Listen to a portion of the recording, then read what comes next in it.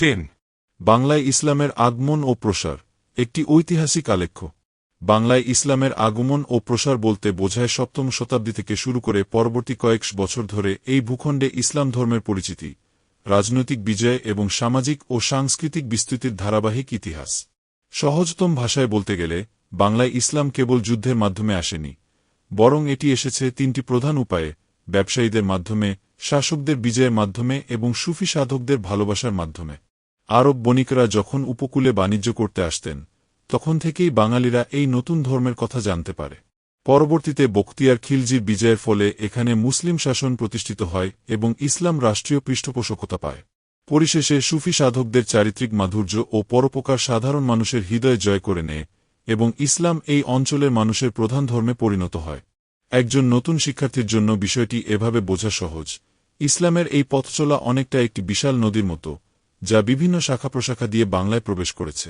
প্রথমে আরব বণিকরা সমুদ্রপথে এসে বাণিজ্যের সাথে সাথে ইসলামের বীজ বপন করেন। এরপর তুর্কি সেনাপতিরা এসে রাজনৈতিকভাবে এ দেশকে শাসন করতে শুরু করেন, যার ফলে ইসলাম প্রসারের পথ সহজ হয়। সবশেষে সুফি সাধকরা গ্রামের মানুষের সাথে মিশে গিয়ে তাদের ভাষায় ও সংস্কৃতিতে ইসলামের মূল শিক্ষা পৌঁছে দেন। এই দীর্ঘ প্রক্রিয়ায় বাংলার ভাষা, শিল্প ও সংস্কৃতিতে ইসলামের এক গভীর ছাপ পড়ে। অর্থাৎ এটি কেবল একটি ধর্মের পরিবর্তন ছিল না, বরং এটি ছিল বাঙালি জাতির একটি নতুন পরিচিতি ও সংস্কৃতি গড়ে ওঠার গল্প। প্রদত্ত তথ্যের আলোকে বাংলায় ইসলামের আগমন ও বিস্তারের 10টি সহজ ও বিস্তারিত গুরুত্বপূর্ণ বৈশিষ্ট্য নিচে নাম্বারিং করে আলোচনা করা হল। 1. আরব বণিকদের মাধ্যমে প্রাথমিক সূচনা। সপ্তম শতাব্দীতে আরব ব্যবসায়ীরা যখন বাণিজ্যের উদ্দেশ্যে বাংলার উপকূলীয় অঞ্চলে আসতেন, তখন তাদের মাধ্যমেই বাংলায় ইসলামের প্রথম বার্তা পৌঁছায়। এটি ছিল এই অঞ্চলে ইসলামের আগমনের প্রথম ও অন্যতম প্রাচীন ধাপ। 2. উপকূলীয় অঞ্চলে ধর্মের প্রচার।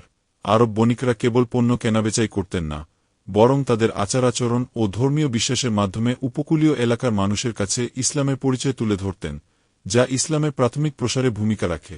3. রাজনৈতিক বিজয়ের মাইল ফলক। সহস্র 204 খ্রিস্টাব্দে তুর্কি সেনাপতি ইখতিয়ার উদ্দিন মুহাম্মদ বিন বখতিয়ার খিলজি রাজা লক্ষণ সেনকে পরাজিত করেন। এই বিজয়ের মাধ্যমে বাংলায় প্রথম মুসলিম শাসন প্রতিষ্ঠিত হয় এবং ইসলাম প্রসারের রাজনৈতিক ভিত্তি মজবুত হয়।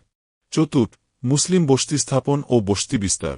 বখতিয়ার খিলজির বিজয়ের পর মধ্য এশিয়া ও অন্যান্য মুসলিম দেশ থেকে প্রচুর মানুষ বাংলায় এসে বসবাস শুরু করেন। তাদের আগমনে বাংলার জনতাত্ত্বিক কাঠামোতে ইসলামের প্রভাব বাড়তে থাকে। 5. সুফি সাধকদের আধ্যাত্মিক বিপ্লব। ইসলাম প্রসারের সবচেয়ে বড় কৃতিত্ব সুফি সাধকদের। হযরত শাহ জালাল রহ ও শাহ মখদুম রূপস রহ এর মতো মহান সাধকরা নিজেদের আধ্যাত্মিক শক্তি ও মানবিক ভালোবাসা দিয়ে সাধারণ মানুষের হৃদয় জয় করেছিলেন। স্থানীয় মানুষের সাথে একাত্মতা। সুফিরা রাজপ্রাসাদে বসে ধর্ম প্রচার করেননি, বরং তারা সাধারণ মানুষের দুয়ারে পৌঁছে গিয়েছিলেন। তাদের সরল জীবনযাপন এবং মানুষের প্রতি অকৃত্রিম ভালোবাসা অগণিত মানুষকে ইসলামের ছায়াতলে আসতে অনুপ্রাণিত করেছিল। 7. স্বাধীন সুলতানি আমলে সংহতি। 1352 খ্রি. শামসুদ্দিন ইলিয়াস শাহ যখন শাহী বাঙালিয়ান উপাধি নিয়ে স্বাধীন সুলতানাত প্রতিষ্ঠা করেন, তখন বাংলায় একটি স্বতন্ত্র মুসলিম সংস্কৃতি বিকশিত হয়। এই সময়ে ইসলাম ধর্মের সাথে বাঙালি পরিচয়ের এক অপূর্ব মেলবন্ধন ঘটে। 8. ভাষা ও সাহিত্যের পৃষ্ঠপোষকতা। মুসলিম শাসকরা কেবল আরবি বা ফার্সি ভাষাকেই গুরুত্ব দেননি, বরং তারা বাংলা সাহিত্য ও ভাষাকে রাজদরবারে পৃষ্ঠপোষকতা দিয়েছিলেন। ফলে সাধারণ মানুষের কাছে ইসলামের শিক্ষাগুলো তাদের নিজের ভাষায় পৌঁছানো সহজ হয়। 9. মুঘল আমলের ব্যাপক প্রসার। 1576-1765 মুঘল শাসনামলে বাংলা একটি গুরুত্বপূর্ণ সুবা বা প্রদেশে পরিণত হয়। এই সময়ে কৃষি বিপ্লব ও প্রশাসনিক কাঠামোর মাধ্যমে ইসলাম বাংলার প্রত্যন্ত গ্রাম অঞ্চলেও গভীরভাবে ছড়িয়ে পড়ে।